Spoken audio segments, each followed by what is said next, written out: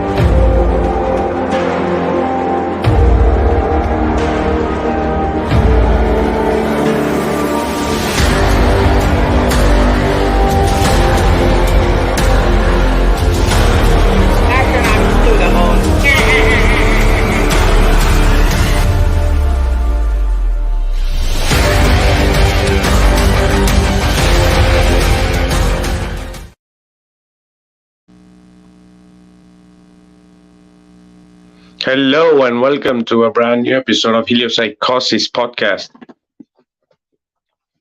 This is your host Vikka Draziv. Guys, welcome to the show. If you're watching us from YouTube, do comment, like, share, and subscribe if you haven't.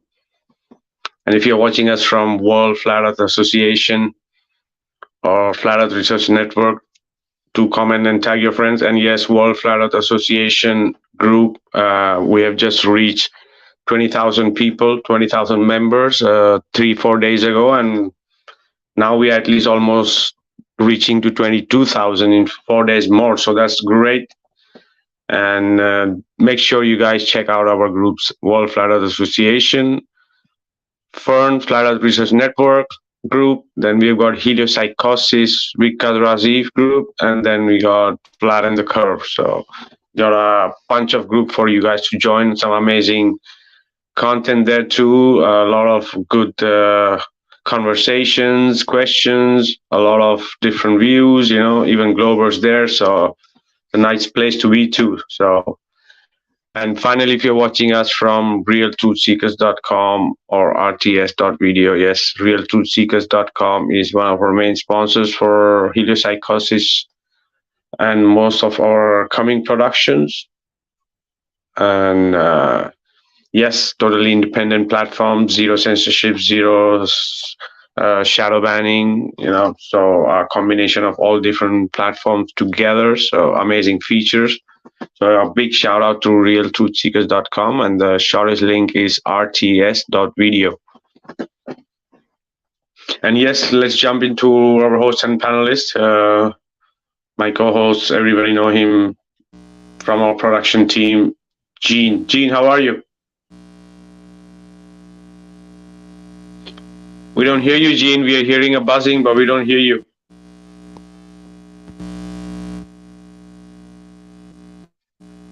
Still not. We still don't hear you, Gene. Maybe need to jump out and.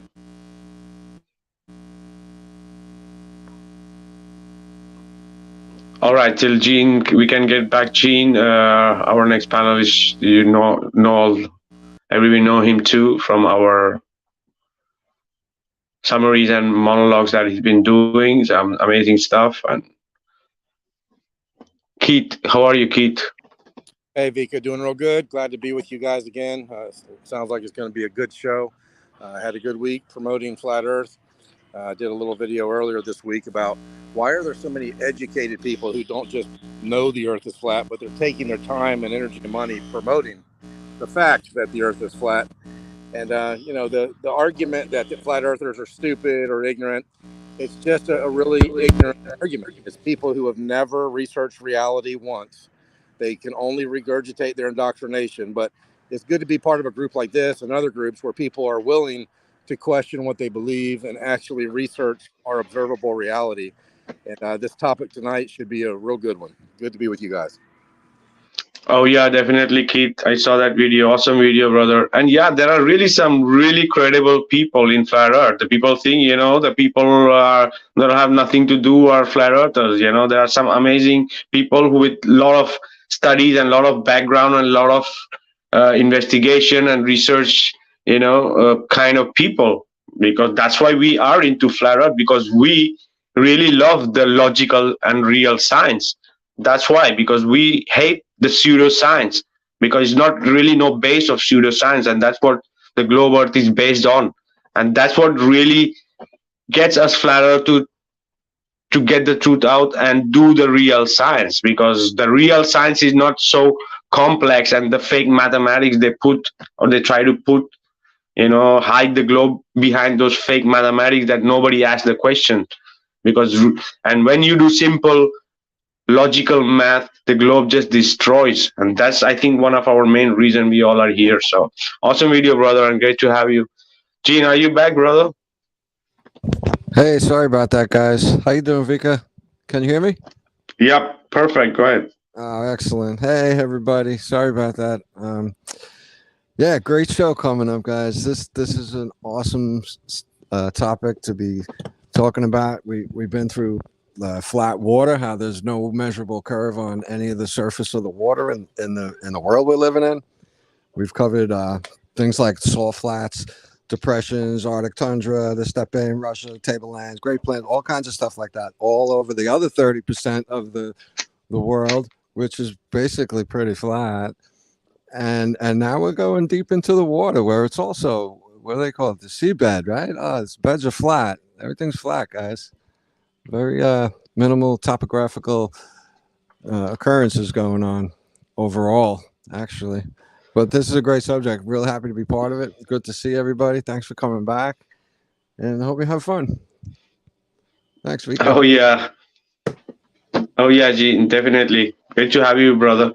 Yes, the last time when we discussed about those plains and salt flats and mud flats, it was a flight of truth on flat Earth. That was one of the main title, apart from the Earth, the giant plane.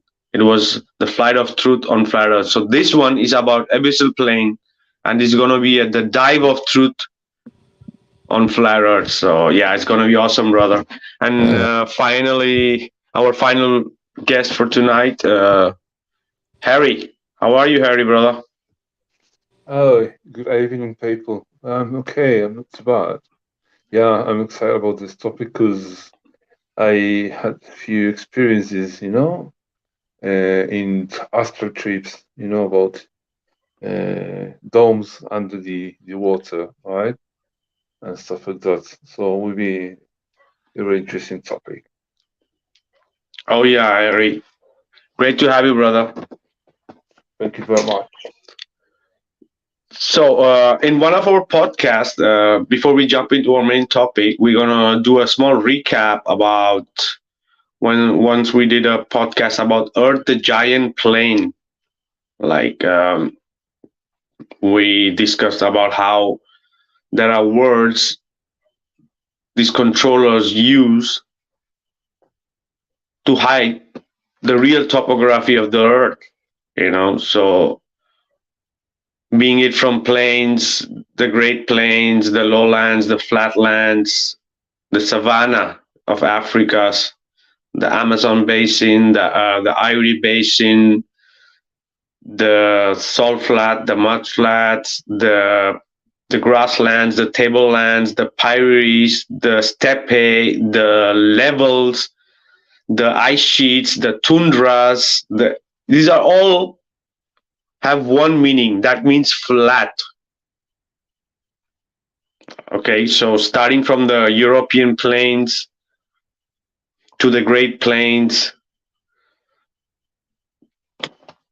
in all different directions, right? So, and the same could be said for the salt flats. How many salt flats are there? The word is there in itself. Salt flats, the mud flats, right?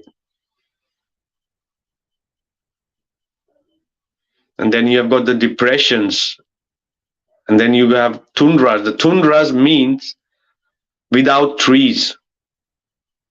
So Arctic tundras is without trees, plains without trees.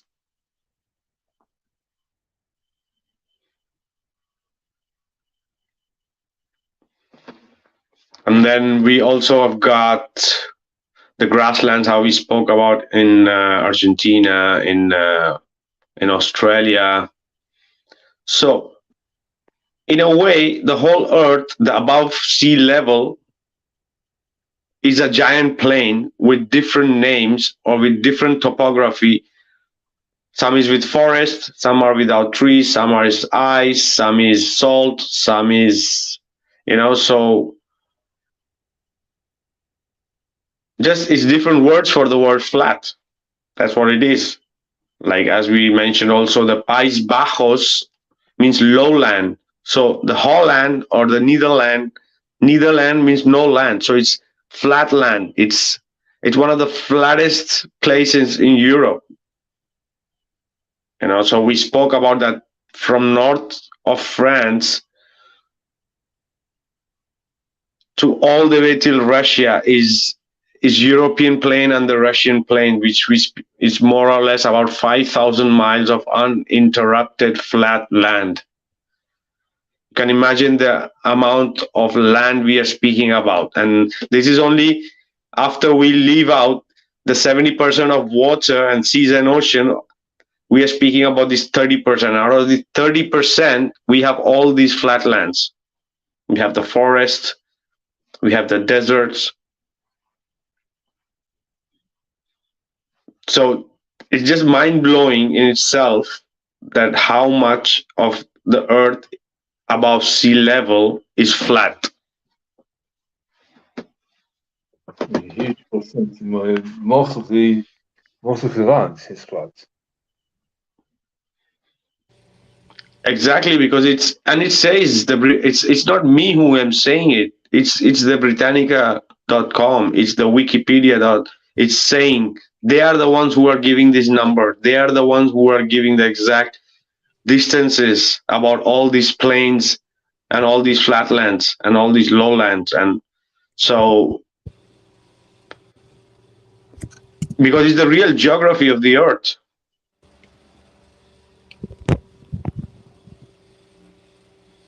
Yeah, the Earth and the underwater as well. Oh yeah, because if out of the 30%, okay, we're gonna put some places that have mountains, but even the mountains need a flat base, right? That mountain is held on a flat base, so and we're gonna have a topography of the Earth. It's just gonna be always flat, because if we have mountains, we have hills, we have valleys, but they all are above the flat land, right? And don't forget that if you have a certain amount of flat land that's measurable, somewhere at the end of it, you have to make up for the curve that's missing there, right? So Exactly, because there's a lot missing. It's none. It's none well, there. We are speaking about thousands of miles at one go. Exactly. Right? And it's so exactly this flat. It's flat. Where there's never a curve, and if we got all this flat, somewhere the curve has to be made up exponentially again. So and it's not. Yeah, I told someone today that, there's a lot of things you can debate and speculate about flat Earth, but the observable facts of the Earth being flat and being a stationary topographical plane, that's not open for debate anymore. There's too much proof for the surface of the Earth, the water and the land being flat. We can debate the star trails and the luminaries and the things in the sky, but if you have common sense at all, you really can't debate the overall flatness of the waters and the land, period. Exactly. They don't want to argue with this subject. And as I mentioned, that this can be looked into Britannica or any of their official science books, and it's their science and it's their information, is their data. So if these anti-flat earthers, they want to really change something, they need to change the information. They need to speak to the mainstream science and say, hey, this is wrong. Why is there no curvature? What are the meanings of these names? What are these distances? Why is it so? Why is there no curve? Right? How are these places precisely named after their geographical locations? For example, we have the wetlands, like in Florida and in many places, as I mentioned, also in Egypt, in the Nile, there are parts of swamplands that it's just flat. Nobody can enter that, right? Yeah, Florida's flat, up and down, left to right. You could stand on a 3-story building and see forever in Florida. Oh yeah, and the Kansas and like all these places, it's just so flat, right? Yeah. Where I live in Ormond Beach, Florida, I can stand at sea level in the ocean with my feet in the ocean. I can look down and see the condos in New Smyrna Beach 27 miles away. So, that is just a typical basic observation from my own real world experience, that there is no curvature. If there was any curvature like what they claim, I would not see those condos at all. But 27 miles away, there they are, standing straight up. They're not leaning away from me with any of the alleged curvature. They're standing straight up, and I can see them clearly 27 miles away. That's a good point, Keith. You know that because a lot of people say, well, they're looking left to right for the curve in that, for instance, but it's not going to show left to right. It'll show tilting away from us. That's the big problem. Buildings that are that far away should absolutely look like they're tilting away. Sorry, 27 miles? That's a big problem, if you ask me. Exactly, and I think it's a very good positive, important data about these geographical location we are speaking about, right? So it's a good way of showing them the real data and saying, look into this. What is the meaning of depression? Depression is like a stamp. When you stamp something, you get the depression of it, right? So we also have depressions. We also have the levels, right? There are Somerset levels, and there's different places which are called levels. What is the word level, right? What is the word basin? It's a very important word, basin, here, because in the abyssal plain, it's also one of the geographical way they use this word, basin. But what is a basin? Basin is flat. Why is Amazon basin? Why is it called Amazon basin? Because it's flat. And at 30 miles, there should be a 600-foot drop.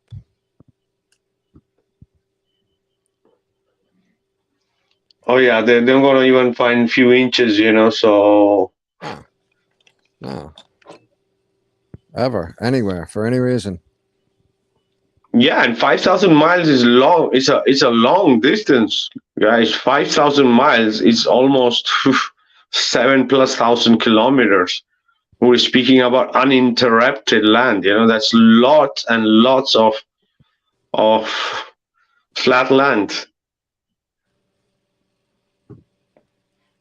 And we are speaking about, in some places, of these thousands. For example, even when the Nile or the Amazon River, when it falls into the Atlantic after 5,000 to 6,000 kilometers of making its way, the only difference from the starting point to the ending point, there's only 200 feet of this elevation we are speaking about. So imagine how flat it has to be, that the whole Amazon is one of the most huge and the longest river in the world after Nile. So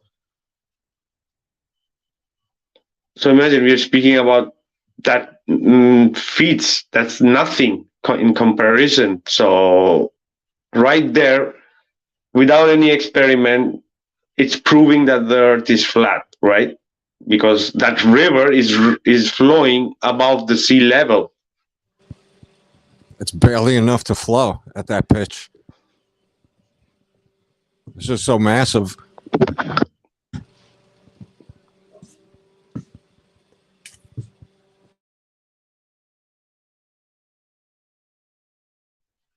Oh yeah, and so the same with the Nile too, and many other rivers.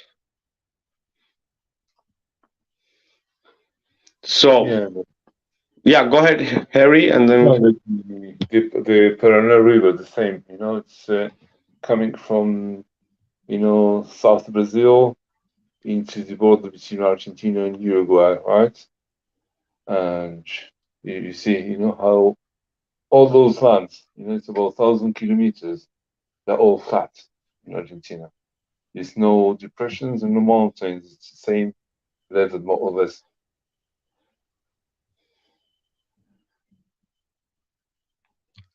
oh yeah, and the same also goes for the Nile too. So abyssal plains, so the word says itself, so the same like we have the plains above the, as we spoke about, with different names. So we have these plains also below the seas and ocean. So before, when the sea or ocean meets the land, we have the sea cliffs, right? You guys know what is sea cliffs, right? It's you have in many places. Yeah, it's off the coast of the continents where the continent extends out and then just kind of drops off. Exactly.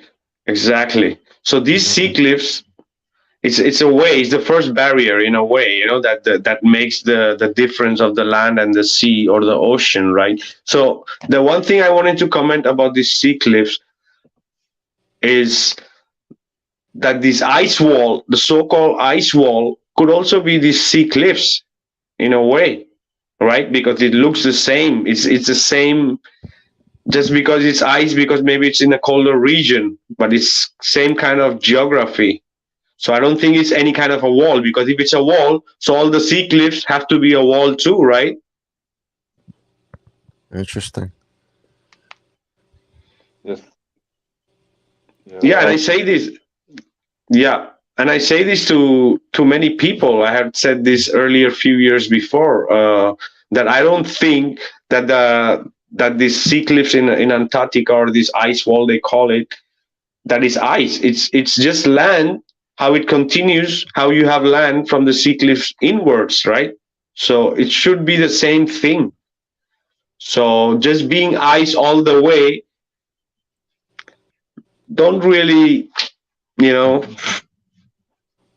I don't really buy that in that way, So maybe it's some ice, and if you continue, it's just land. It's because that ice have to be on some land too, because these ice walls are just ice, totally ice, Yeah, and there's right. nothing below, Right, from right? top to bottom, just like a huge ice cube. Right, exactly. Doesn't make sense. Yeah, I have the Glober say, well, ice floats on water. It can't be ice surrounding everything. And I was like, yeah, you're probably right. It's probably land underneath the ice. And just something else, it's just pure speculation. But my wife was talking to someone today or yesterday that came to North America from the Philippines when they were young. But he said when he was a kid that his great-grandfather used to tell him stories of going from the inner world to the outer world through Antarctica, through 3 different passages. And it kind of goes back to a little bit we were talking about on the podcast last week, and those shipping containers that show up with their beacons 400 miles past Antarctica. So that's speculation. We can debate that. We can believe it or not believe it. But again, getting back to the flatness of the land, the flatness of the water, and the flatness of the land under the water, that's scientific fact. That's not really open for debate. It is what it is. Oh yeah, oh yeah. So you guys have seen, for example, in Google Map, you see some country, and then you see the border of the sea, and then you see some like a light blue color outline. It actually shows the next step after the sea cliffs, which is under. It's called continental shelf. Okay, so you have the sea cliff, then you have the continental shelf, which is the first layer that's below the water. Okay, continental shelf. How does the shelf look? A shelf. Well, it depends who builds them. Yeah, a shelf cannot be a curved shelf, right? Have you heard? Have anyone have ever made a shelf in the house which is curved or anywhere else? Right? It's not possible. Had to be flat, otherwise, all the books are falling down. Exactly. So these continental shelves, if you see on the maps, which is a 3D, if you have a map or a Google, or even you can use the Google Earth, like just to see around the countries, and you will see that light blue plane. And in some cases, this can go for hundreds of miles below water, this continental shelf. Yeah, they're super deep, some of them. 20,000 feet. Yeah, but it's the first layer after the continental, after the sea cliffs. Okay, so we are speaking about, we have the above land, we have the sea cliffs, then we have the continental shelf. And as I mentioned, that it's going for hundreds and hundreds of miles depending on the places.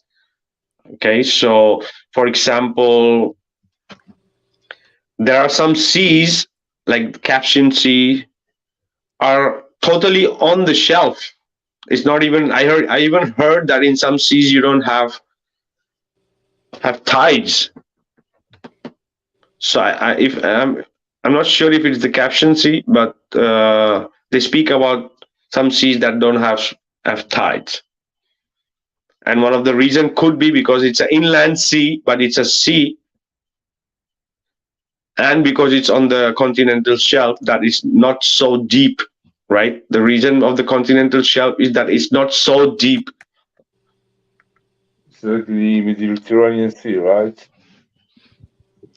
Right. The Mediterranean Sea, the Gulf part, all this part, or Dubai and the Arabian Gulf. Yeah. Yeah, this part too. And Persian Gulf as well. Exactly. Go ahead. Go ahead, Keith.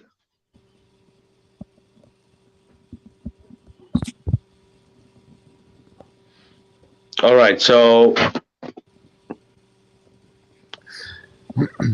you know these flat areas under the water consist of 40% of the surface of the ocean. So 40% of 70 is 28% of the whole entire world of flat sea, ocean. if 70% is supposed to be, or 60 or 70% of the whole Earth, they say, is water, and 30% is land, right? Right. So what did you say? And out of the 70% of the water, the ocean bed is 40% of it is flat. So 40% of 70 is 28. Oh, it's more, brother. Yeah, it's more than 40%. It's more than 60%. Okay, I saw 40. It could be way more, right? So. Oh yeah, they say 40 officially. Right. Yeah, but it's more. Right. I would think it's more. I saw 40 though, so I thought the same thing. I'm like, God, they're just saying that to throw some numbers out, because 40 is like seems a little low to me. Even if the Mercator projection, you see a lot of sea, but when you see the Gleason projection, it's even vaguer, right? That's the thing. So the distance are, you can't measure the distances there. Exactly, and also because this is the thing, these continental shelves. There are some shelves that are so huge, like for example, the Australia if you see around Australia, it's a huge continental shelf all around Australia. Then you have the North Sea continental shelf, where in the northern part. the European and the northern part there also. It's a huge continental shelf, which are, as we spoke about, again, that it's a flat, right? And then after the continental shelf comes the continental slope. That's the slope that goes into the deeper part, which is more or less the basin. And in the basin are the abyssal plains. So you have all those words there, right there, in their proper meaning, that what is the topography of below sea level, right? Ocean basin, after the continental shelf, we have the slopes, and after the slopes is the basin, and inside the basin are these abyssal plains. It's one right after the other, Vikka. Exactly, right. And yeah. Wow, very interesting.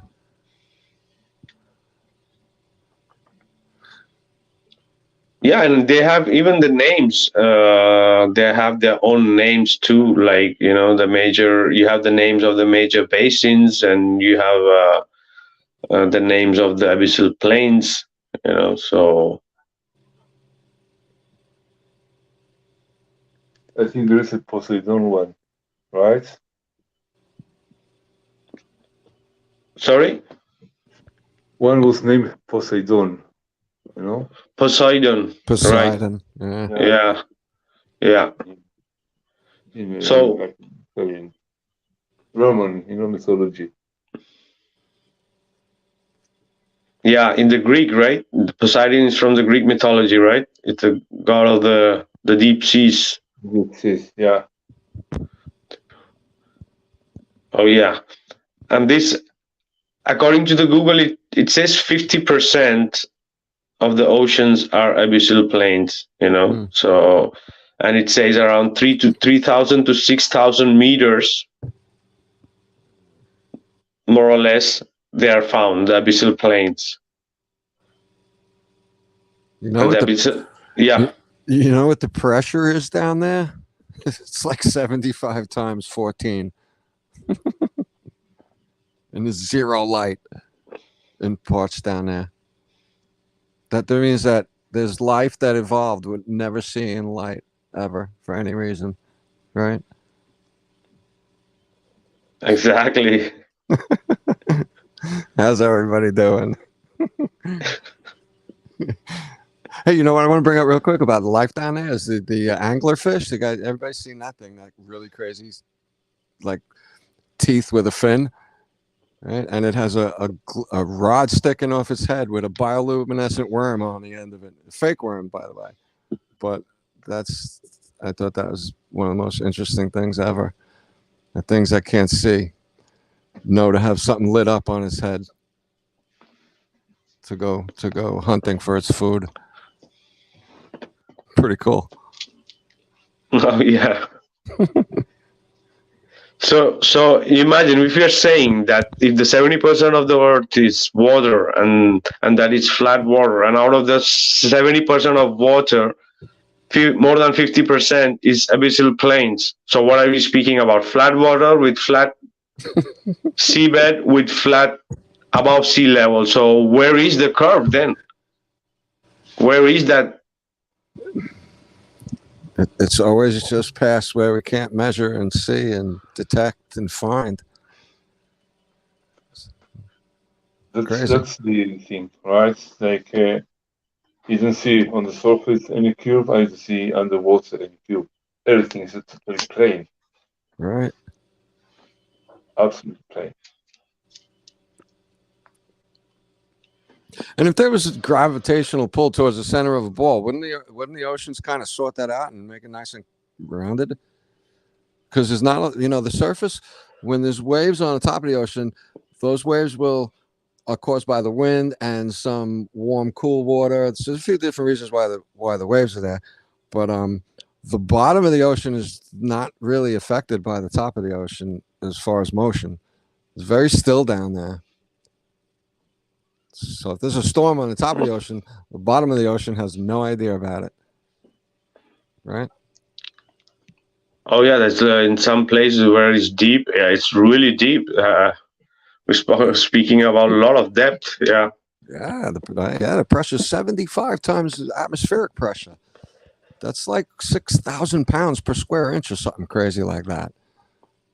Yeah, they speak about that they have explored the space, but they cannot even explore the seas and the oceans, right? Yeah, with a fraction of the opposite pressure. That's so crazy. That's true though. That, saying that that's a famous saying. We know more about the moon than we do about the oceans. That's right. Yeah, but I think it's the person who named the Earth was a smart guy, because everybody says Should have been called water. exactly. I mean, the majority believes that, right? That it should call water. But as we spoke, you see the backwardsness right there, Vikka. You see that, the training they have us under, pretty incredible. Yeah, but it makes logic. It's not logical, but it seems like, yeah, it's all water, so have to be water, right? Yeah. And we spoke about in one of that podcast, and where I asked, right, when I asked what is the more element in the world, is water or is earth, right? And looks like it's water. But as I mentioned, right, these oceans and seas have to hold itself. And that's why these plains are below a flat too, right? Because right.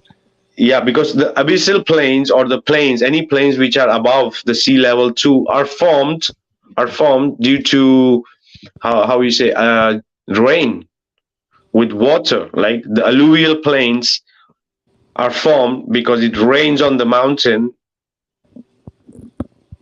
chipping away at them. Yeah, and it's with time, it's just floating and go with the water, and it's leveling out, right? Mm-hmm. That's what's happening above the ground. That's why these plains are formed. That's why they are so huge, because there is no disturbance of any kind of human disturbance when these were formed, or when there was a flood. If there was a flood, it would have leveled out everything. Right, as we spoke about, that there are possibilities of civilization being buried below, right? Sure. Göbekli Tepe. Opening up new ideas to how things really started in the mainstream. Now they know, so they're just kidding some people, but they're finding these new places all over the place. And then you know what they said about Göbekli Tepe? They said, well, and when they left, they buried the city. I was like, wow. And they were serious about that. They buried the city. Okay. Oh yeah, it's yeah. Go ahead. I was just saying what Gene was saying. The government narrative on these hysterical. They're absolutely hysterical. The stuff they come up with, that some of these buildings they built in 1 year, then you wouldn't even be able to build them in 5 years today. Modern technology. Yeah, really. And you know what? Take out the bureaucracy and all the red tape. Give them all green lights. Go, go, go. Run. Here's everything you need. They couldn't do it.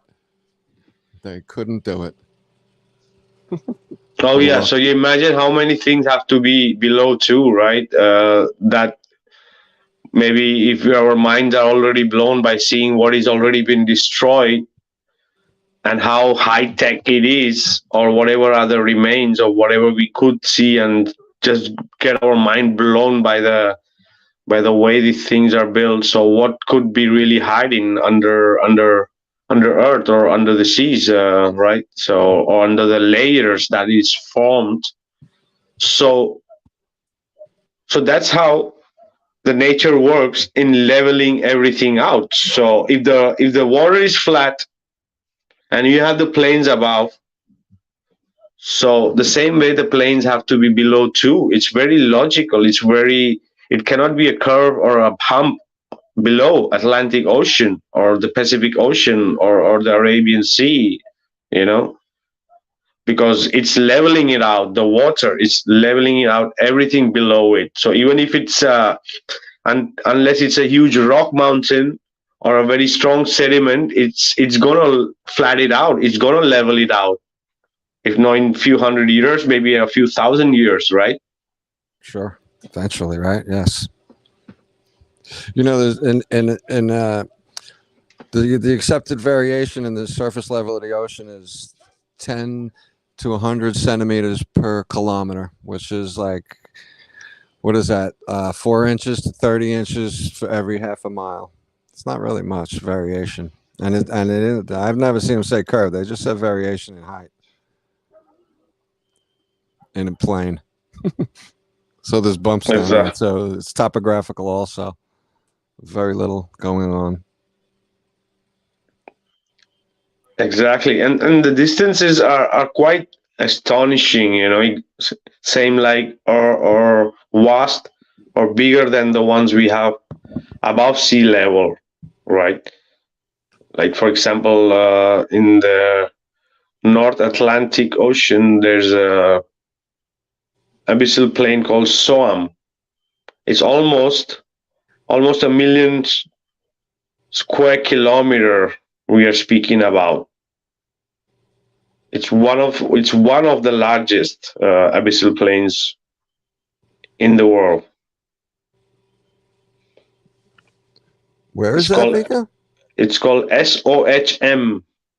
Oh, okay. It's in the Northern Atlantic. It's at the tip of Greenland, between Greenland and Canada. It looks like a small bay, but it's a huge abyssal plain.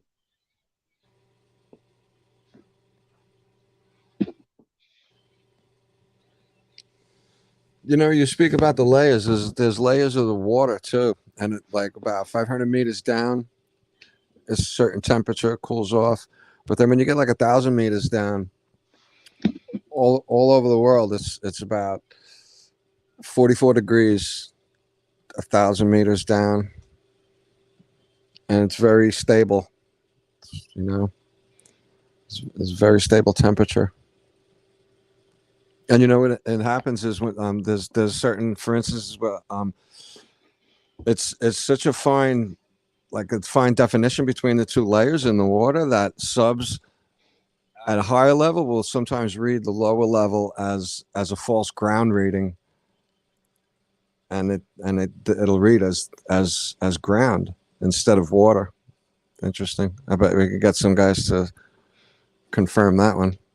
Yeah, those undersea lakes or whatever, they're brine or they're so dense that, you know, the that stuff is different. I was just talking about the different layers of between 500 meters off the surface of the ocean and 1,000 meters. But yeah, those layers of water that subs cannot dive into. That's interesting, Keith. Yeah. I would imagine those undersea lakes are flat on their surface, just like the above sea or the actual sea level lakes are also flat. And did you know the first guy, or one of the first guys to videotape that and find it, died mysteriously shortly after finding that? Wow, no, I did not know that, but yeah. It was a helicopter crash, right? Oh no, intentional. Kobe. Yeah, but what it could really be? You know, it's this layer we are speaking about, that the waters are not mixing, so maybe some different density, maybe some different content of minerals, right? Yeah. A lot of sodium, right? That makes it impossible to penetrate those areas, right? It's like the Dead Sea. You know the Dead Sea? Right, you just float on it, right? Yeah, it's a depression. You know, we talked about depression before, and you can't dive. You're flowing up. You know, even if you try. You know, the same in those areas. Is that because of high salt content? Salt and other minerals, yeah. That's high mineral content. Okay. In those lakes, you know, on deep sea, you see other lakes and try to dive. It was a famous filmmaker tried to penetrate with a small submarine, and it couldn't penetrate. And Wow. after it talks about it, he dies, mysteriously.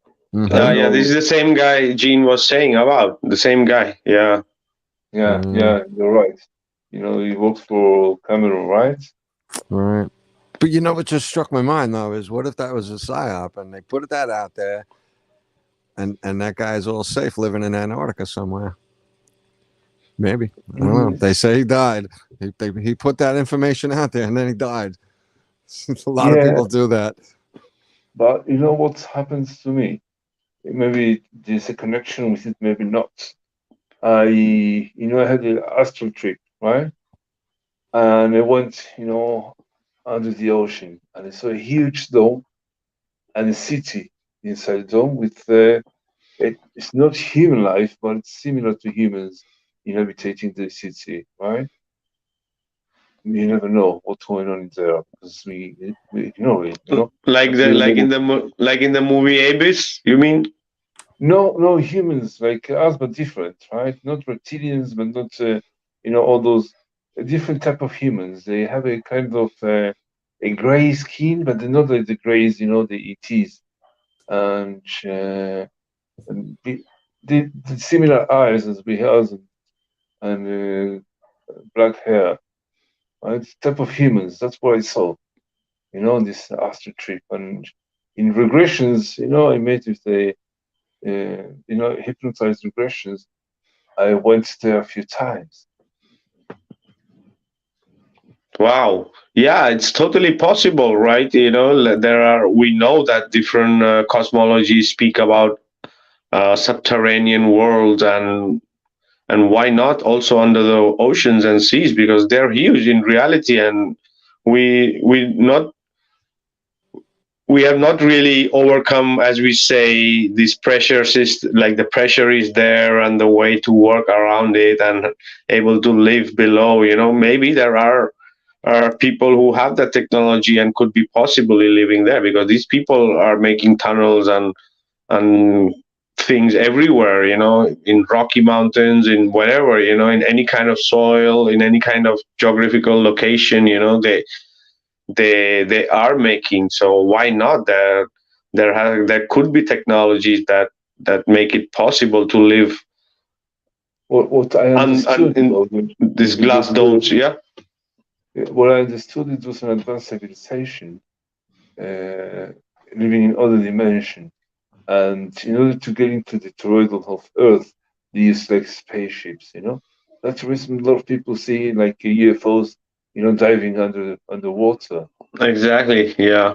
Yeah, but this doesn't mean that we believe in space aliens. We are speaking in a context of UFOs or unidentified flying Yeah, yeah, objects. Yeah, like that could be of humanoid and other civilizations which are much more evolved than us. Maybe living in the extra lands or below or subterranean or in under the oceans and seas. Why not? No, yeah, we don't but need space aliens, right? Yeah. yeah, that's the meaning of extraterrestrials, extraterrestrial, from other lands, terras, right? Exactly. Mm. Yeah. They make it think that space is real. So there's no land out there. All the land Yeah, is here. that's the thing. There's nothing. If they had got the technology to move from dome to dome, so because we don't have it yet, right? Mm. Yeah, there could be ways. I don't Yeah, see maybe why they were not. the builders of the what we call Tartarians, other humans living among us, between us, right? Because those civilizations, they've been researched. They used to live with us, Those Mm-hmm. some of them they were giants, some old, not, and I was, I saw it in the movie Avatar as well. But a lot of people talking about they have like floating cities or lands, and in the Greek Vedas, right? They're talking about those spaceships or flying objects or coming from Flying above. cities. Yeah, Like a but Vermana. yeah, No, the whole yeah, city, like a whole, Oh, like a oh. spacecraft. no, But yeah. Mm. a huge city, but they have small ships in order to come down to Earth. and to elevate, right? To like spiritual people used to live in there. That's the reason they're talking about angels, those flying angels coming from other cities, floating cities in orbit on this plane, right? But under the dome, right? Not 100 kilometers, up. Exactly, and this is the thing, right, Harry, that some of this technology can be so advanced that for it is no difference if it's in the air or it's underwater, right? Or in any kind of another geographical location or element, so it's No, quite right. interesting. Yeah, Because once you got the elements beat, that's it. You're in. We understand exactly. how It to, doesn't matter if right? you're, yeah. We understand how to work fire. Look what we do with it. Well, to what we understand. There's probably a lot more ways to harness fire than we understand right now. But just saying, once you got it, you got it. You can do all kinds of stuff. Like if someone two or 300 years ago saw a helicopter or a submarine, they'd freak out.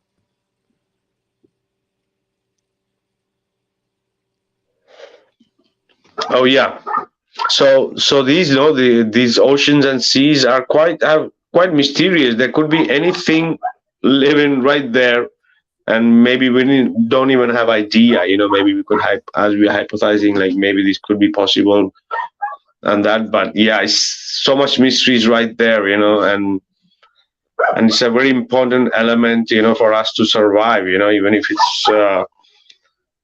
Even if it's salt water, it's all interdependent. We are so much dependent on the oceans and all for many many things, apart from the rains and a food source and lots of stuff. So yep, guys, we're gonna take a break and we're gonna be right back, and we're gonna continue with our topic with abyssal plains, right, guys? Very cool.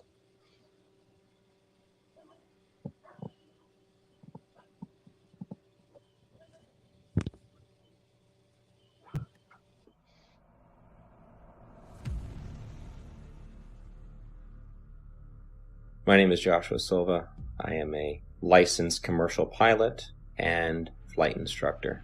I have had a lifelong love of aviation and aerospace, and when growing up I even fancied myself an amateur astronomer. Number one, I'm a pilot, and when I used to fly out of Long Island towards Nantucket, bottom line here is they're going to give you some type of formula for every 100 miles. They're going to give you some type of XYZ per kilometer squared. Been in aviation for 21 years. Anything from helicopters to aerostats to big birds, little birds, fighter jets, things with engines, no engines, big blades, little blades, compressor blades. I woke up to the truth of the flat earth, shape of the earth, as an engineer and a pilot. I'm a merchant marine. I've been sailing 15 years. I graduated from the Paul Hall Maritime Center out of Piney Point, Maryland. I primarily sail on container ships, tankers, drill ships, military cargo vessels. You name it, I can sail on it. Work experience. I joined the Navy when I was 17 years old. I had a secret security clearance. There's different levels of security clearance. There's a lower level, then there's a secret, which is what I had. I'll be providing my in-depth experience of U.S. Navy submarines and how they prove we do not live on a globe Earth. However, due to the nature of my job and the security clearance that I hold, I wish to remain anonymous.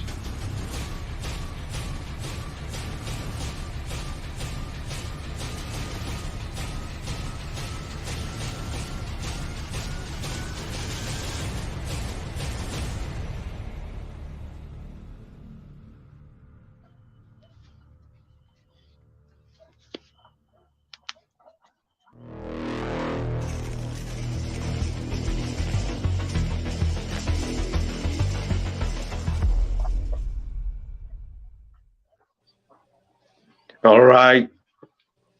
Welcome back, guys. We got Jeannie, we got Keith, and Harry with us tonight on Abyssal Plains. I'm going to give a quick shout out to the people in the chat. There's Dr. Frankenstein.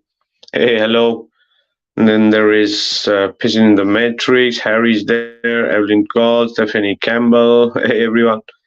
And then there is Jeremy Pierce. Then there is Zeus God, Amo. Heavy Nation, hey brother. Then there is Mike Zudnik, and then there is a few other people. Mike Zudnik is speaking about something because I have this automatic change of the language here, so it's changing the comments in Spanish, but it's saying something like, "Why cannot we go and explore the Antarctica?" You know. No, so like there have to be a reason why we cannot go and explore Antarctica. Oh yeah, definitely, Mike. It's too dangerous for us. They care about our safety. Yes. It's too cold for us. You know, we can catch a influenza. Yeah, no, we can't go down there. Yeah, we're gonna freeze in Antarctica, but in the space nobody's freezing. Yeah. You see, it's interesting topic about this topic because you see the dome, which is made of dense gases, right? They're cold, they're freezing, and has the impression of having a kind of a crystal or glass, dome,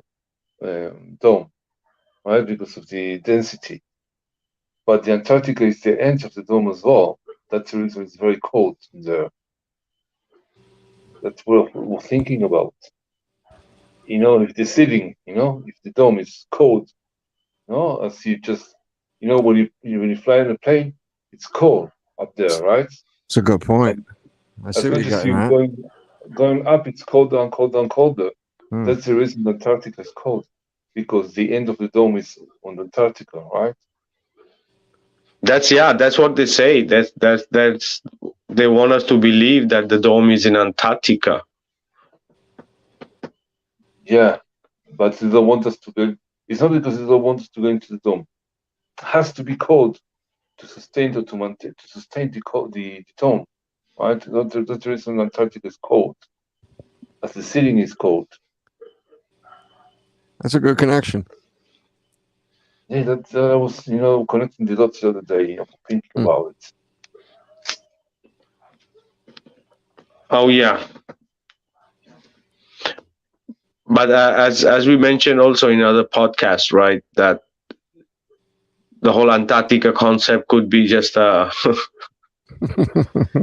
just a made up thing, So yeah, that's true. To divert our attention. Diverting attention. You're right. Yeah, because you see, I've been watching lately, and that also in flat earth groups, so many people are attacking AE map. So many people, right? Why? If you have difference of opinion, it's difference of opinion. But I'm seeing it so much, So those people are the ones that are born, the books, in the Second World War. Same type of people.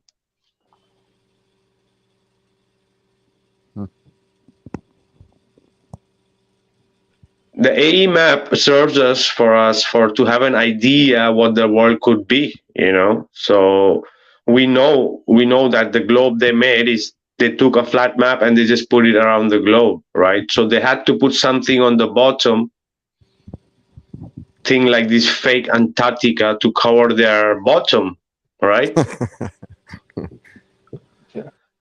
Yeah. So many people are saying, this AE map is from the globe. How is it possible to be from the globe if it's taken from a flat projection? The people are okay. It's difference of opinion on this, but the people are literally attacking people. Flat earthers are attacking flat earthers for speaking about an AE map. What the hell is wrong with people? Yeah, even the Mercator projection is based on the flat Earth. A flat Earth he made before. Exactly, and the flat earthers who are arguing with other flat earthers that the AE map comes from a globe, so that means they believe that the globe is the right model or was existed before. No, because globe never existed. So how it can come from a globe? Very cool. The funny Yeah, thing is, I debate that point a lot with globe believers because I use the AE, Gleason's map as my main photo, and I'm like, have you never read the bottom corners of the Gleason's map? It clearly talks about the movements of the sun and the movements of the moon. Nowhere does it say anything about the Earth being a ball or the Earth moving. And then I asked them, please go look at the title of the book that Gleason wrote. But he wrote a flat Earth book, 120 years ago or whatever it was. So the map has on its bottom corners movements of the sun and the moon, not the Earth. And the creator of the map wrote a flat Earth book. So it's not from a globe projection. Oh yeah, exactly. But this it's AE map or Mercator. It's all very similar. It's all flat projection. Okay, we flat earther cannot act like we had the most accurate map. No, we have a demonstrable map which we could demonstrate in a way that how could the Earth be. That's it. We are not saying that's the exact model. We're not saying that's so. Please, people, stop creating that differences of AE map, or I don't know which map you guys believe in. Then, if you don't believe in a flat projection of AE map or Monte Urbano map or Mercator, and which map do you believe? yeah, we don't know exactly, the exact shape, but it's more or less like that. Oh yeah, Gene, we're having some buzz.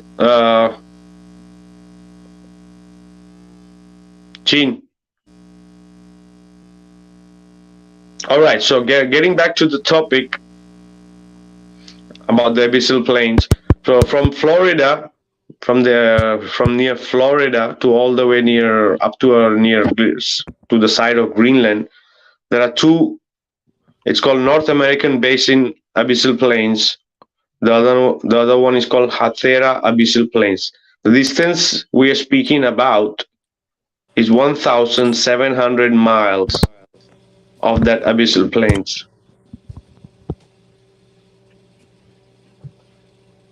Near Florida, south of Florida to all the way near south of Greenland, or that side, northeast, the east coast all the way. And what about the plane from Europe towards America? Oh yeah, the Atlantic. Yeah, you just have the Atlantic ridge in the middle. That is like a mountainous topography. It's a one line, very you can see it very contrast, like if you see in 3D maps, ocean maps, or you can see it very clearly. And that's the only thing in 5,000 or 6,000 miles of Atlantic Ocean from Europe to America. And flat. Yeah, same from Africa to South America. Exactly.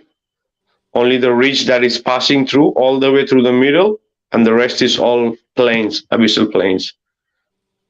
And what about the Pacific Ocean, from Chile to, Exactly. Next to the Chile, exactly next to Chile in the Pacific side, there's an area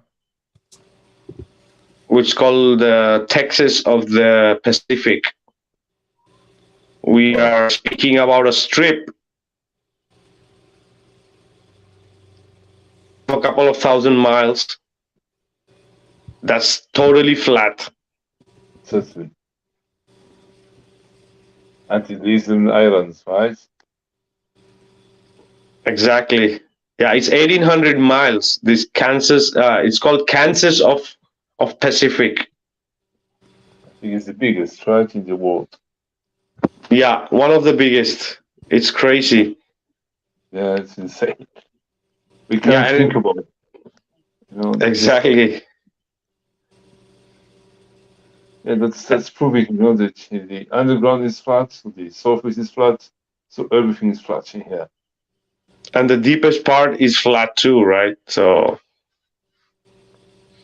and also around their fake Antarctica are also abyssal plains. Yeah. 1,600 miles. There's another plane. Yeah. And there's another called Waddell Abyssal Plain near the Antarctica also. Which is circumnavigating the edge of the Earth, which is the biggest of it, I guess, right? Including all the oceans.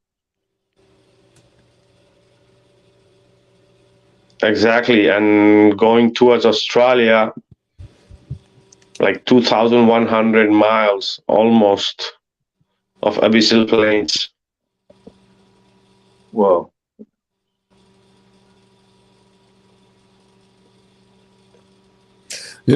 A lot of the animals communicate and navigate through sonar, and we know that doesn't work on a curve. Exactly. Good point, brother. Right. And the navigation system in these sea creatures is really amazing.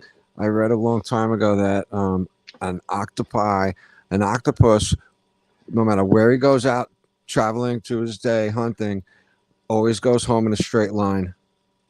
I thought that was just completely out of control. Like, wow. Oh yeah, it's crazy. It's crazy that and how they navigate, and how can the shark, the shark is said to smell the blood from how many kilometers, right? 1 part per million or something crazy. They're speaking about very long distances the shark could smell, and how is it happening above the curve? And also, as you mentioned about the sonars, how is this signal of the sonars is going to go hundreds of miles if there's curve, right? So exactly, yeah, because they do communicate hundreds of miles. They know that. Dolphins do it. Whales. The whales, yeah. Yep. And possibly other creatures we don't even know, but yeah, the shoals of fish, when they migrate and. And submarines, if it wasn't flat, they couldn't navigate or dive, right? Right.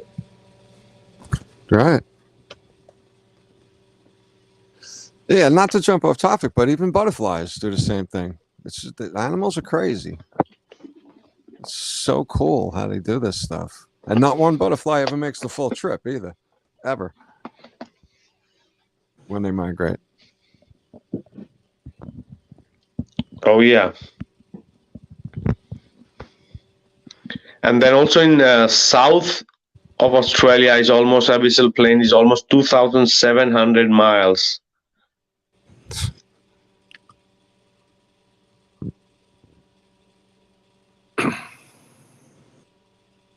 And then you have near the Indian Ocean, you have all the way from the Indian Ocean to all the way near west of Australia is another strip.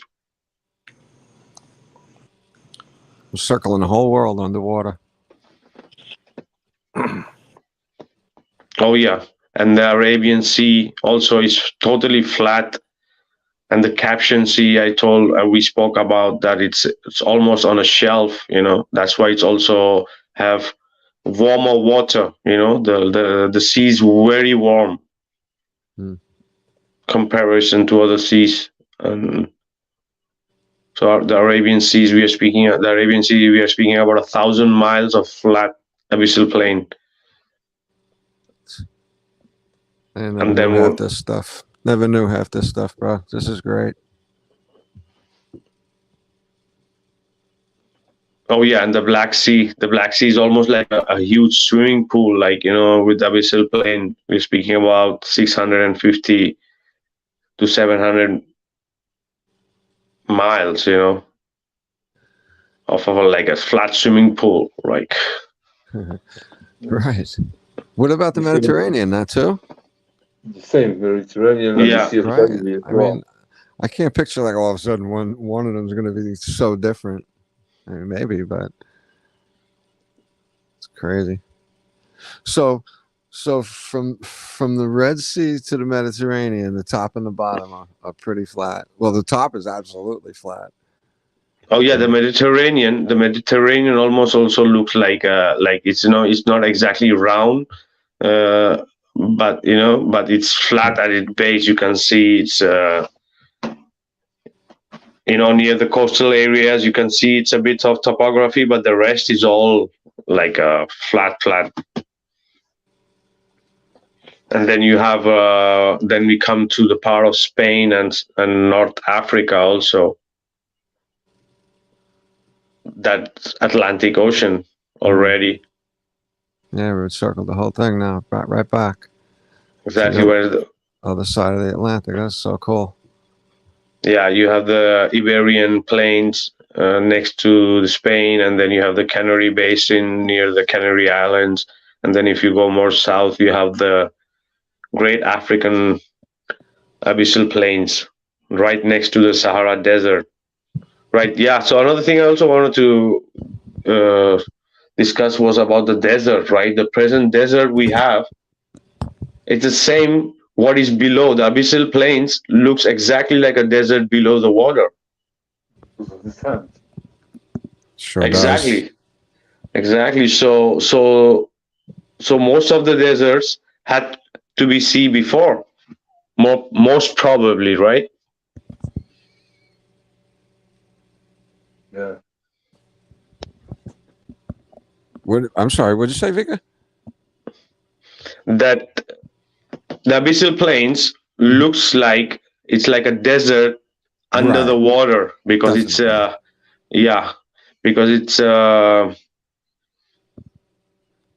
with sand.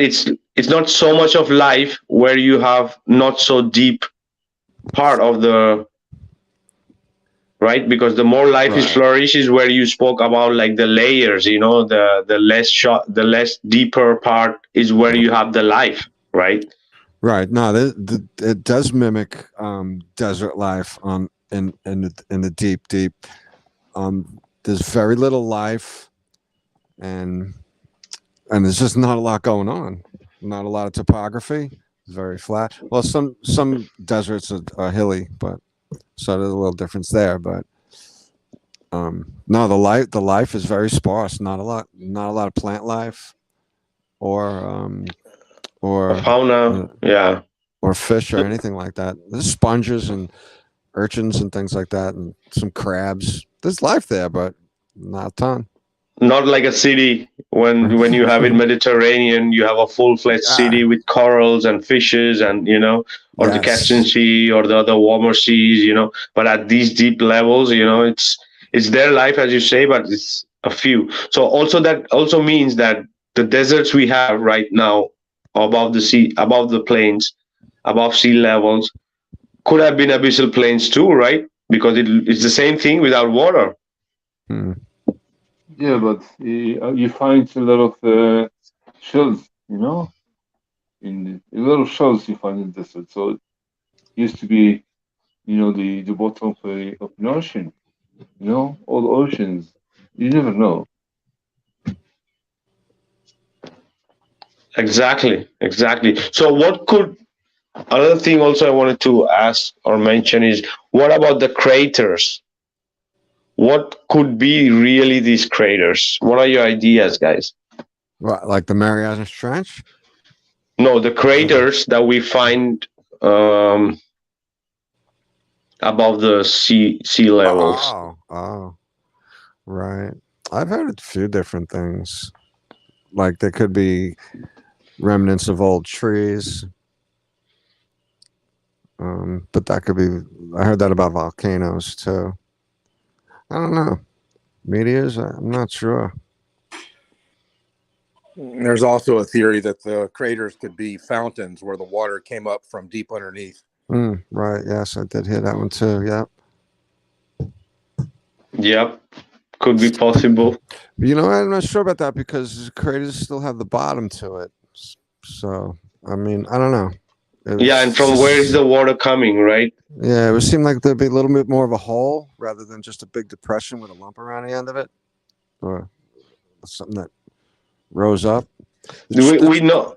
Yeah, we know that there are subterranean water systems, as we spoke about, that comes out in different places, and many holy places have these underwater systems that comes, which connects to the real, Mm-hmm. system. So why is it not coming? If it's coming there, this underwater water, spring waters, in these points. So why these craters are dry, right? If these were the source of this underwater, like somebody from the Facebook is saying, Old Faithful.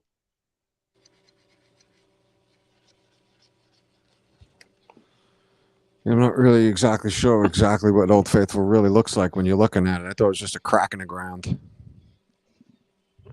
but I could Exactly, be and wrong. it's just a force of water coming from that hole, right? But it's more or less, maybe it's hot, maybe it's but it's just a source of water, but it's not creating that pool crater, right? Right. That looked like a downward force or a tree stump, maybe like a real old tree stump that's been weathered. The stumps are hard to get out of the ground. There's special machines to do that stuff. Exactly, or could be mining too, right? Mm-hmm. Okay. It just could be mining, in a way, just simple mining. Yeah. It's got that concave look to him sometimes, right? Like Grand Canyon, rumored to be an ancient mine. The way the curves are throughout it.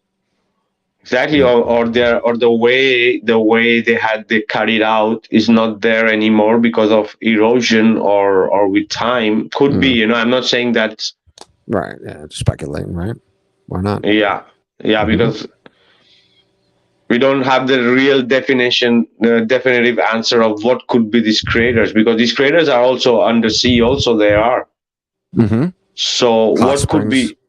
Yeah. So what could be the real purpose, or how were these formed? Because if they are underwater also and above lands, we know that it's not a meteorite, an asteroid impact. That's for sure, right? Yeah. And there's so many reasons why it just can't be that. So it's a whole different subject. No, they're definitely interesting. What if it was just a huge drop of water, maybe? That could make sense somewhere. Yeah, or an explosion could be, and just explosion for mining. Sure. Because they like to destroy things mining. Exactly. And the other thing could be also that these holes were covered because there was something, and the sediment just couldn't level it out. The flood didn't level it out, or because in some places they also speak about that it's lakes, because there's a few hundred years and these lakes and exist water in them, and they are continuously like a lake. They are lakes. So everything is possible, right? So what I was thinking, that maybe it could be that because of the floods, it couldn't fill those holes because there was something else, could be, so, or could be lakes too. So it's just speculation, right? Yeah. Interesting. So the biggest basins in the Pacifics, it's one of the biggest, the Northeast and the Northwest Pacific basins. On the left, we have the Mariana Trench. So we are speaking about this Pacific, both basins combined. We are speaking about 5,000 miles of abyssal plains.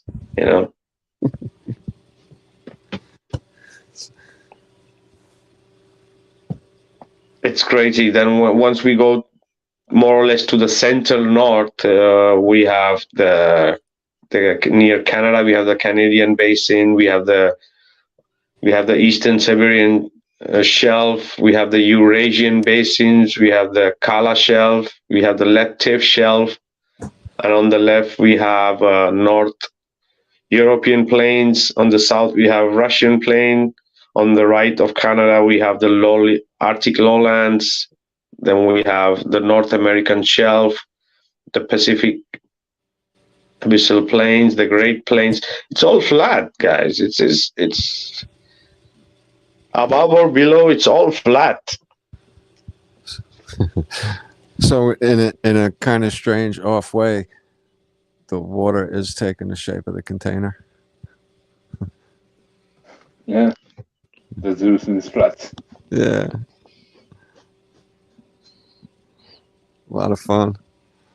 I never realized it was just so much of it under there. You know what? If I had to be afraid of anything in this world, it would be the ocean. I'm not into water. Yeah, if you live in a sphere, you know, the bottom of the ocean had to be, you know, spheric as well. Mm. Oh, yeah. The water is a very strong element, yeah. Right now, for us, at least we know that if the seas go up haywire, it's one of the strongest elements. You know, also the wind and the earthquake, yeah, you know, and the fire elements, Ice. you know, different elements. Ice, but water is the... Water wins. Yeah. Yeah. You know, guys, there's a documentary called Flatten the Curve, and there's some guy in there that navigates submarines, and he said they never had to adjust the submarine to go with the curvature of the bottom of the seabed. Love it. It's familiar to me, you know, cubing the reflection the cube. I heard about it. Oh, yeah. You should check it out, brother.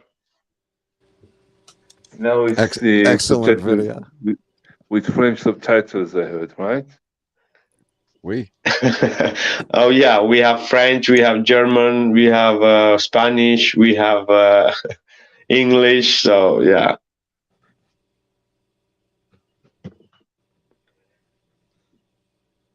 Yeah, I posted that a couple times on a page or two this week. That's my goal. I think I post that a couple times every day, at least a couple Yeah. times every day. Excellent. They don't really say much after you do that. Nah, I get very little reaction, which I think is kind of cool. No comeback for it. Just, you know, they'll go back and forth with you, but when you put that up, it's like boop, crickets come out. Pretty cool. Oh, yeah. I just hope that people wake up, right? You know, that more people, as we spoke about in the some previous podcast, that many professional people are waking up after seeing Flatten the Curve. So that's one of the best part, because and there are many people, bro. It's so many different people who are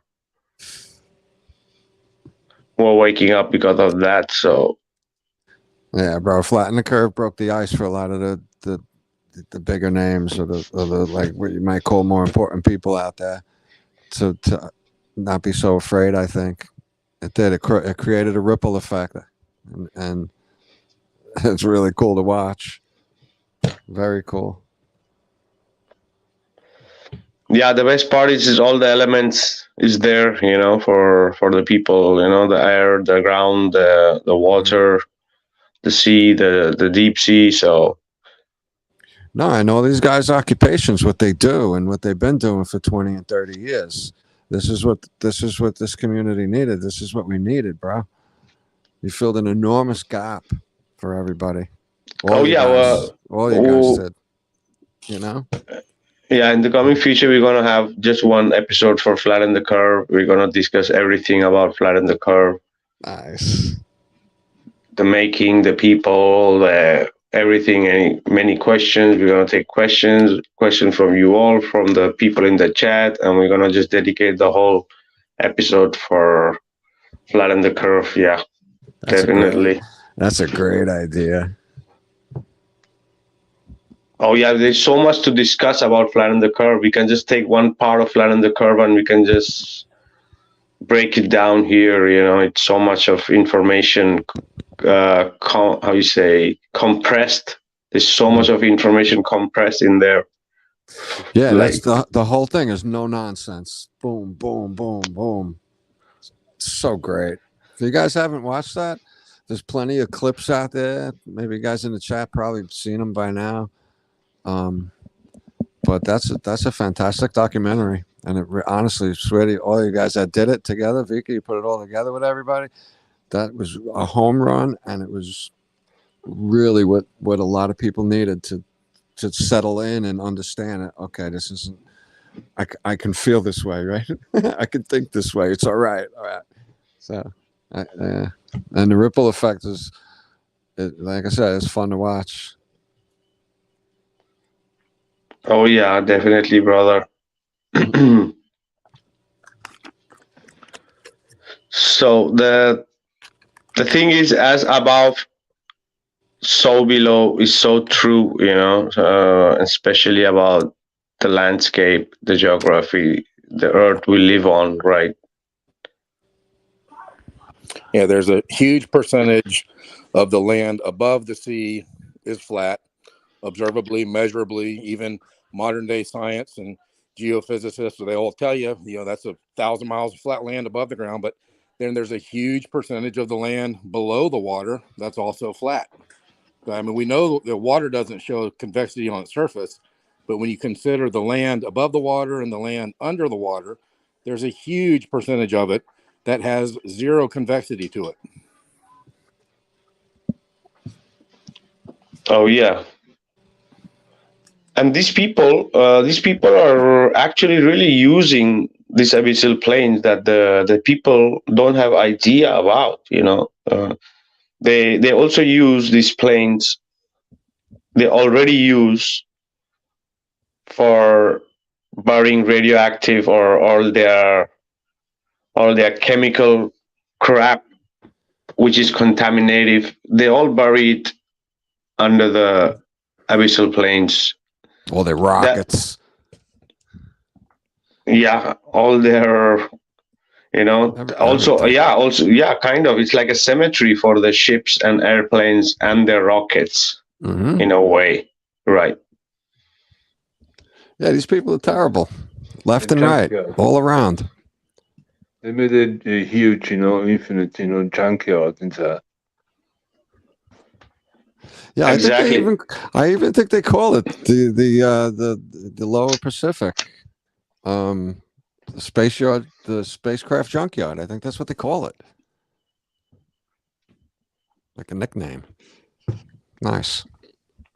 Oh yeah, and apart from the oil and gas minings, and this, and fracking.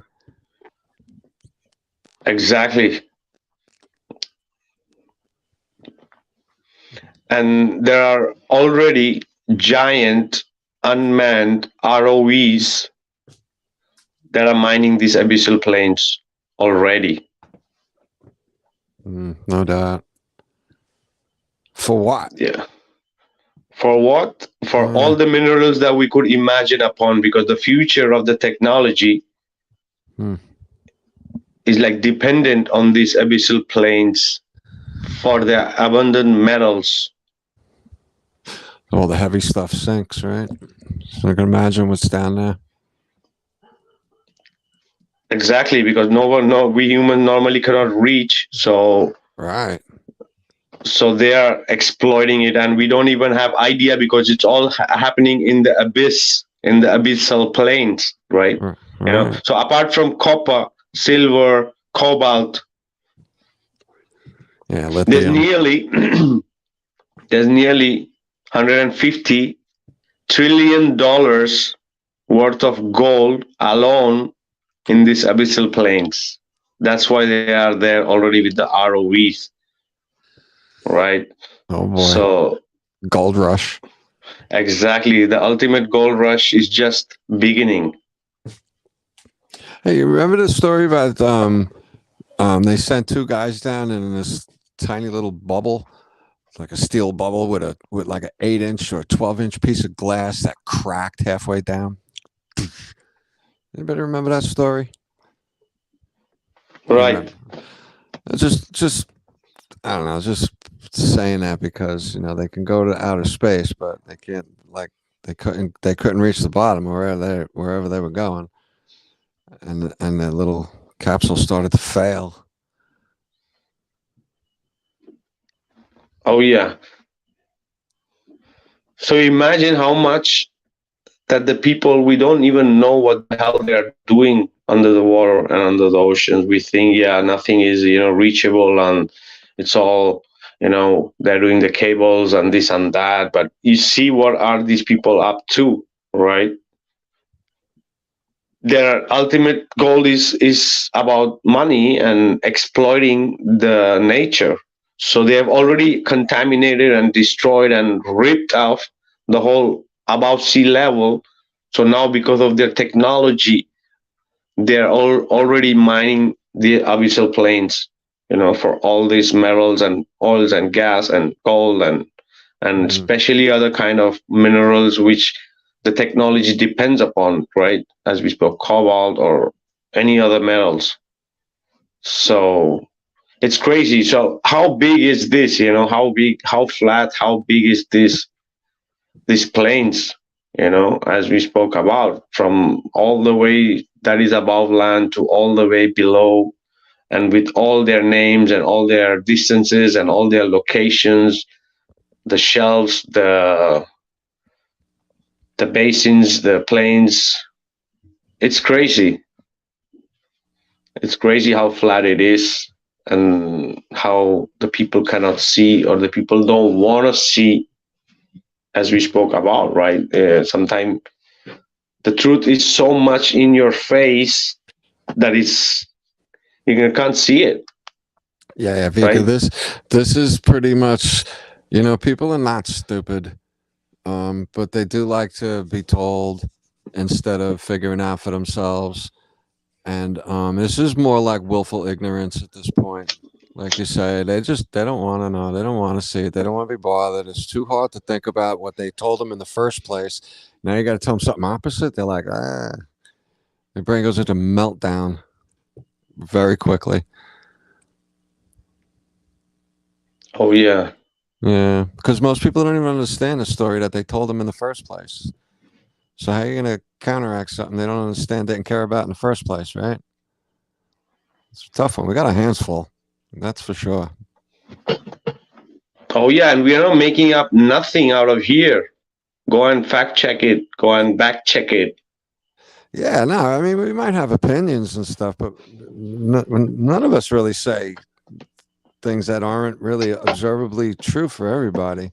And we always kind of preface everything with, check this stuff out yourself. We'd love to give you guys all the ammunition you need to go out and talk to people in your family and your friends, or whoever you feel the need to go talk to about this stuff. It's hard, and I definitely understand that. I love it, though. I'll talk to everybody now. I don't care who you are. I'll go right up to strangers. I was in the city last night talking to people. I don't care. I'll talk to everybody. I got plans for the city too. Watch what I do. You'll see. Oh yeah, brother. Yeah, I just got to check the laws. I don't want to get arrested for stuff, but I do have a few ideas. I want to go down to Manhattan and talk to people in front of places. Neil deGrasse Tyson works in Manhattan, right? and I got a big mouth. Oh yeah, these physicists or these scientists or these white coat, when you ask them these questions and why it's like that, they won't gonna have answers. Why have you named them basins? Why have you named them plains, abyssal plains? Right. So they're just giving it right there in the face. Abyssal plains. We have plains, Great Plains above. We have European plains. We have Russian plains, and we have abyssal plains all below. We have the shelves for hundreds and thousands of miles. Yeah. And we got airplanes.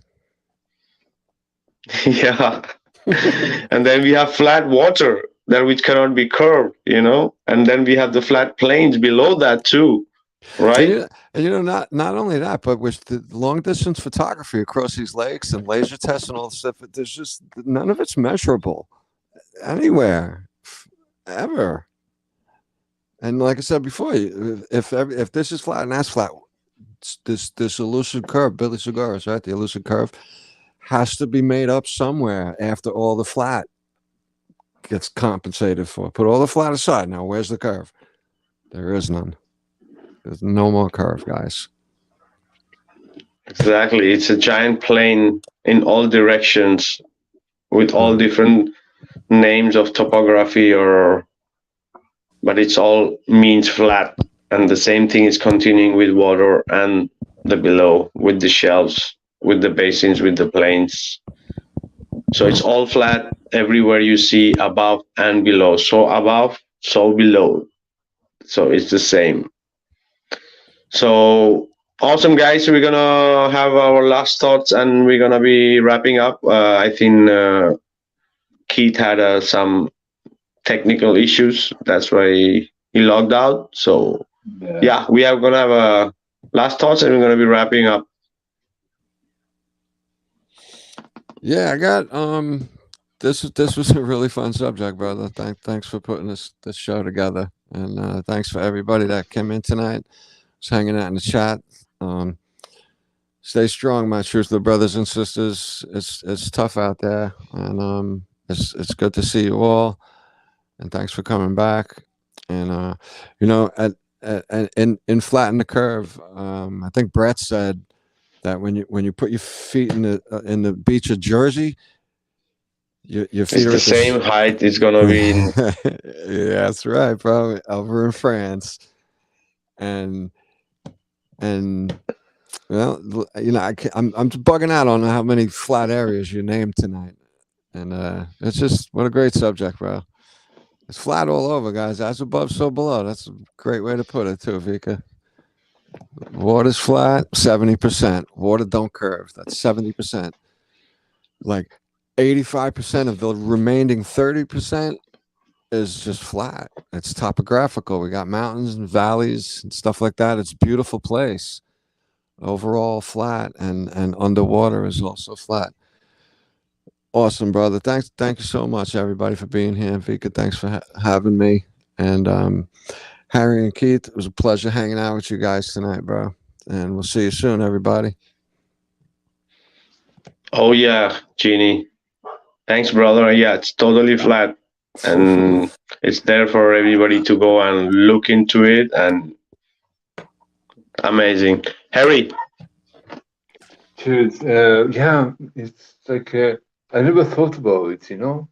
There's so many things to discover through this topic, because it's I thought about a lot of things, but this is a key. This is a real key to open another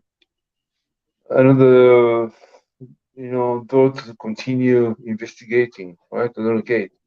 Because a lot of that's a beautiful thing about flat Earth. It's like people are thinking about the universe is infinite, right? The globe, the spheric, but this, flat Earth is infinite as well.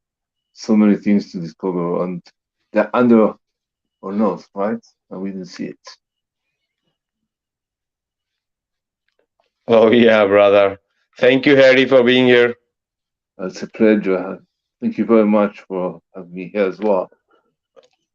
Oh yeah, brother. I know it's very late for you, so thank you for your time here and all the inputs. So yep, everyone, above or below, it's all the same. Go and look into it. All the names are there for a reason. All the distances, all the information, all the data can be found anywhere. All the geographical topography we spoke about, above and all below. So it's plain all over. Anywhere you look, in all direction, it's flat. So thank you guys. Thank you everybody in the chat. Thank you, Jeannie, Keith, Harry, and everybody. See you guys soon for the next episode of Heliopsychosis podcast. Definitely we're going to have an awesome topic too for the next week. So make sure you guys check us out on Heliopsychosis podcast. This is Vikka Draziv signing out, guys. Bye.